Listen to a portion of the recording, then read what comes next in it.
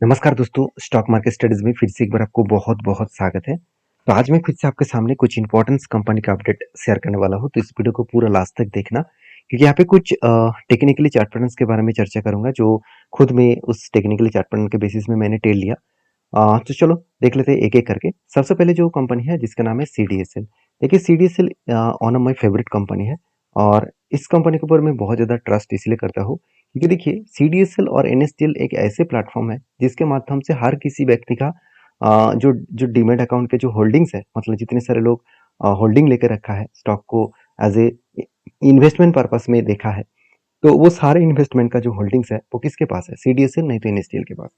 तो उस मार्केट में अभी देखिए एनएसडीएल तो लिस्टिंग नहीं है, अभी मार्केट में से सीडीएसएल लिस्टिंग है, तो हमेशा बेनिफिट अभी इस कंपनी को ही मिलेगा क्योंकि कोई भी अगर डायरेक्टली स्टॉक मतलब कोई भी देखा जाए तो इस तरीके से एक्सचेंज के ऊपर सॉरी एक्सचेंज नहीं है, इस तरीके से डिपॉजिटरी सर्विसेज कंपनी के ऊपर निवेश करना चाहेंगे तो उसको डायरेक्टली सीडीएसएल के ऊपर ही करना होगा क्योंकि एनएसडीएल तो मार्केट में अभी तक लिस्टिंग नहीं है, तो इसीलिए सीडीएसएल ही अकेला कंपनी है। अब आपको मैं ये नहीं बता रहा हूँ कि आप जाकर सीडीएसएल को खरीदारी करें, आपको मैं ये बता रहा हूँ कि मार्केट में अभी अकेला यही प्लेयर है। टोटल देखा जाए तो इस कंपनी के ऊपर इसीलिए एक पॉजिटिवली थिंकिंग हमेशा इंस्टीट्यूशन दिखाते हैं। जैसे इंस्टीट्यूशन के बारे में चर्चा करो, आप देख सकते हैं म्यूचुअल फंड होल्डिंग को बढ़ा दिया है। जो एक टाइम 7.5% होल्डिंग था वो बढ़ के 13.5% हो चुके हैं और एफआईएस के पास जो होल्डिंग है वो करीबन 8.5% का होल्डिंग को बढ़ाकर 11% कर चुके हैं। तो मुझे लगता है अच्छा खासा यहाँ पे होल्डिंग देखने को मिला और इसी होल्डिंग के बेसिस में एक अच्छा खासा यहाँ पे ग्रोथ देखने को मिला है। तो सीडीएसएल के जो डेटा है उस टेक्निकली चार्ट पर सबसे पहले मैं डिस्कशन करूंगा। मुझे बहुत सारे दोस्तों ने कमेंट किया, सर सीडीएसएल के ऊपर आपने फिर से क्या कोई एंट्री लिया? ऑब्वियसली मैंने एंट्री लिया हो, वो किस बेसिस में आप देखेंगे तो कंपनी के ऊपर जो टेक्निकली चार्ट पैटर्न्स बना, यहाँ पे देखिए एक रेंज के बेसिस में कंपनी बहुत दिनों से एक रेंज के बेसिस में ट्रेड हो रहा था, पर फाइनली क्या हुआ, ब्रेकआउट हुआ। ब्रेकआउट एक्चुअली क्या पे हुआ, इस लेवल में। ब्रेकआउट होने के बाद जब भी ब्रेकआउट होता है किसी लेवल में, हमेशा मैं इंतजार करता हूँ कि कोई भी रिटेस्ट करने के बाद फिर से कोई कैंडल ब्रेकआउट हो, तो फिर से अगर ब्रेकआउट हुआ तो उस जगह पे मैंने एंट्री लिया और मेरा टारगेट है 1:3 रेशियो का। तो जो टोटली स्टॉप लॉस निकल कर आ रहा है वो कितना, टोटल स्टॉप लॉस निकल के आ रहा है 18%।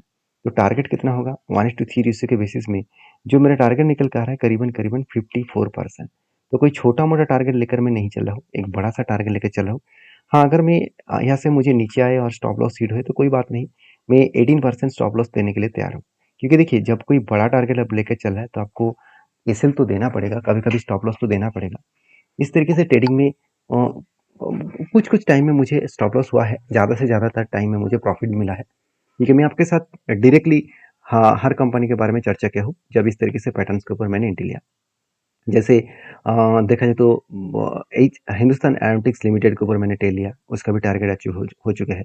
एमसीएक्स के ऊपर ट्रेड अभी कंटिन्यू है, बीसीएस के बीस मतलब बीएससी के ऊपर भी ट्रेड कंटिन्यू है। तो इस तरीके से बहुत सारे ट्रेड मैं इस स्ट्रेटेजीज के ऊपर लिया हूँ और ये स्ट्रेटेजीज बहुत स्ट्रांग मुझे लगता है क्योंकि जब भी कोई कंपनी अपट्रेंड में होते हैं और जब कोई रेंज क्रिएट करता है तो इसका मतलब वो होल्ड कर रहे हैं, बायर इसको होल्ड कर रहे हैं। जब भी इस लेवल को ब्रेक करेगा एक बार रिटेस्ट करके वो बाउंस बैक जरूर करेंगे। हाँ, अभी इस टारगेट मिलने में कितना दिन लगेगा वो मुझे पता नहीं है क्योंकि वो पता करना मेरा काम नहीं है। मेरा पता करना काम यही है कि कंपनी का अगर फाइनेंशियल ठीक है और कंपनी ग्रोथ अच्छा खासा कर रहा है और बिजनेस ठीक है और फ्यूचर में इस बिजनेस का ग्रोथ होने वाला है तो उसके ऊपर मैं जरूर कंटिन्यू करूंगा। तो बेसिकली इस कंपनी का सेल्स का ग्रोथ आप खुद ही देख सकते हैं, कंटिन्यूसली ग्रोथ हुआ, अच्छा खासा सेल्स मेंटेन किया। उसके साथ साथ कंपनी का नेट प्रॉफिट 50 करोड़ से 80 करोड़ बना, 60 करोड़ बना, अभी 129 करोड़ के आसपास बना।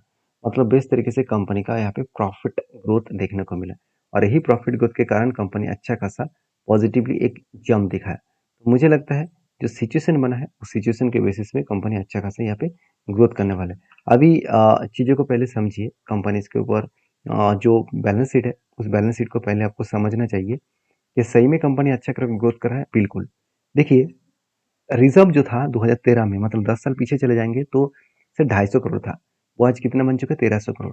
मतलब 5 टाइम्स कंपनी के रिजर्व बढ़ चुके हैं। उसके साथ साथ कंपनी का फिक्स्ड एसेट के बारे में बात करूँ सर, 8 करोड़ था, आज कितना बना है 340 करोड़। ऑलमोस्ट ऑलमोस्ट अगर मैं आपके साथ कैलकुलेटर में एक बार यूज करके दिखा दूं तो 345 डिवाइडेड बाई 8 तो कितना बना, 43 टाइम्स ग्रोथ हुआ लास्ट 10 ईयर्स में। जो कंपनी की इतना शानदार ग्रोथ हो रहा है, क्या उस कंपनी के ऊपर कोई डाउट होना चाहिए? देखिए मेरा कोई डाउट नहीं है, आपका कोई डाउट हो तो मुझे जरूर कमेंट्स कर सकते हैं। नेक्स्ट जो कंपनी उसके बारे में बात करूँ उसका नाम है एचडीएफसी बैंक। देखिए, हर कंपनी के ऊपर मैं एक ही बात आपको बार बार बोलता हूँ, अगर कंपनी का बिजनेस स्ट्रांग है, उसका फंडामेंटल फाइनेंशियल और उसका अपकमिंग ग्रोथ अच्छा है, तो उस कंपनी अगर आपको सस्ते दामों में एक शेयर दे रहा है तो इससे बड़ी अपॉर्चुनिटी आपको कभी नहीं मिलेगा। ये बात मैं बोल बोल कर थक चुका हूँ, क्योंकि इसके ऊपर सबसे ज्यादा कमेंट्स मुझे आते रहते हैं कि सर शेयर में इतना बड़ा क्रैश हो गया, मैं क्या करूँ, इतना बड़ा मेरा लॉस चल रहा है, मैं क्या करूँ। तो जो लोग इस तरीके से बातचीत कर रहे हैं, मुझे लगता है दो कारण के वजह से हो सकता है। पहली बात, वो बिगिनर है, मार्केट में फर्स्ट टाइम आए हैं। दूसरी बात, उसको नॉलेज नहीं है, उस उन्होंने स्टडी ना करके ही ट्रेड कर चुके हैं, मतलब स्टडी ना करके ही बाय कर चुके हैं। तो हमेशा आपको सीख कर सब कुछ करना पड़ेगा। जैसे मैंने इस कंपनी के ऊपर चीख चीख के आपको यही बोला था कि इस कंपनी का नीचे आया, जब इस नीचे लेवल में आया था तब मैंने आपको बताया कि कंपनी के ऊपर एक बिग क्रैश हुआ है, वो फिर से रिकवरी करेगा, क्योंकि इस हिस्ट्री कंपनी की हिस्ट्री को चेक करिए, कंपनी हिस्ट्री बार बार रिपीट कर रहा है। पहले देखिए नीचे आए थे और नीचे ऊपर गया, फिर से नीचे आया, फिर से ऊपर गया, और देखिए फिर से नीचे आ रहा है, फिर से ऊपर जाएगा। मतलब ये रेंज के ऊपर कंपनी बार बार काम कर रहा है। और मुझे इस कंपनी के ऊपर बेस्ट तरीके से जो ट्रेड मिला आरएसआई स्ट्रेटेजी के ऊपर, वो मैं पिछली बार आपके साथ शेयर किया था।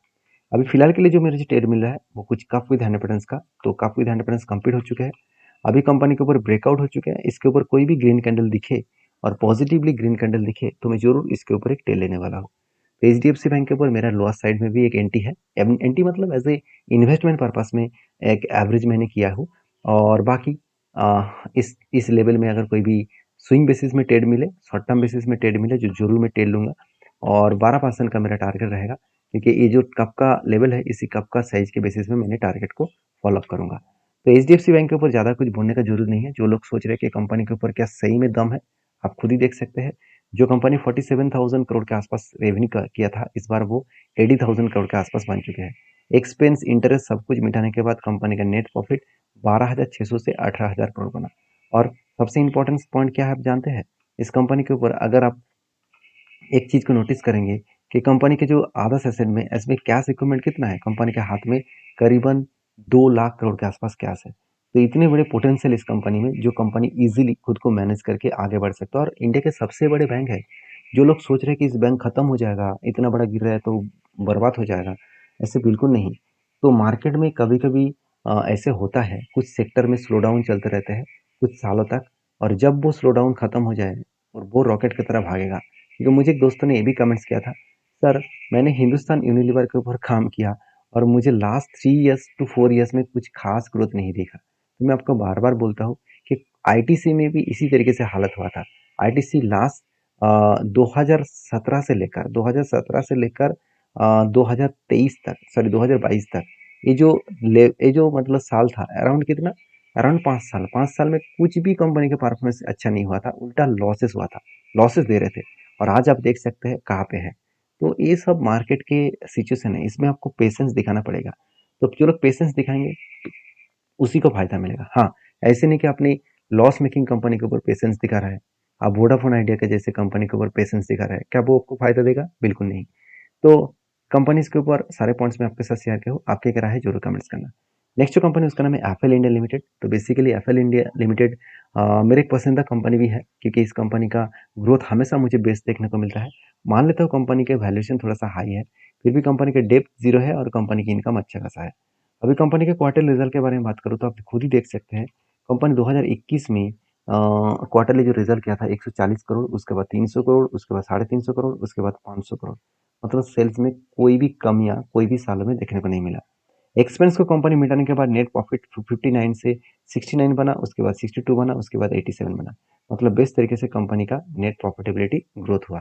तो जब कंपनी इतने शानदार परफॉर्मेंस कर रहा है, उसके साथ साथ आप ये भी देखेंगे कंपनी का आरओसी लास्ट 5 ईयर्स में कंपनी का बेस्ट तरीके से दिख परसेंट दिखा।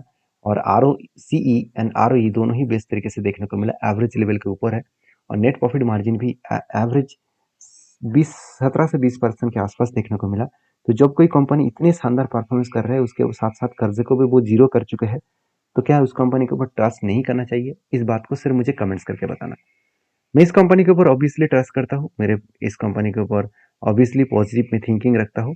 अब इस कंपनी के टेक्निकली चार्ट पैटर्न में आपके साथ शेयर करूंगा। अगर एफएल इंडिया के बारे में बात करूँ तो जो मुझे पहले ट्रेड मिला था कुछ इस तरीके से, शोल्डर कम हेड कम शोल्डर मिला।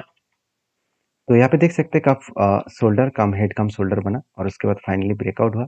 और उसके बाद कंपनी धीरे-धीरे करके ऊपर गया और इस लेवल को वो टच करके टारगेट को अचीव किया।